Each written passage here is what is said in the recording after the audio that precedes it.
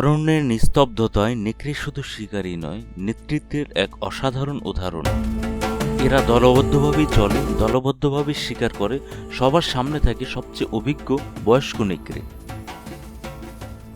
যারা পথ চেনে, বিপদ বোঝে আর দলকে সঠিক পথে রাখে। তাদের পিছনে থাকে তরুণ ও শক্তিশালী সদস্যরা, যারা গতি, শক্তি আর শিকারের দায়িত্ব নেয়। মাঝখানে থাকে বাচ্চা ও দুর্বলরা, কারণ তাদের সুরক্ষা সবচেয়ে গুরুত্বপূর্ণ। আর সবার একদম পিছনে থাকে আসল নেতা, আলফা নেকড়ে।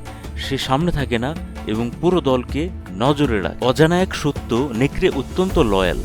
একবার জুটি বাঁধলে অনেক সময় সারা জীবন একসাথে থাকে।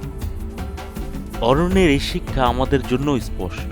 একজন সত্যিকারের নেতা কখনো একা এগোয় না, সে তার দলকে সাথে নিয়ে এগিয়ে যায়। কারণ শক্তি একার নয়, শক্তি একতার মধ্যে।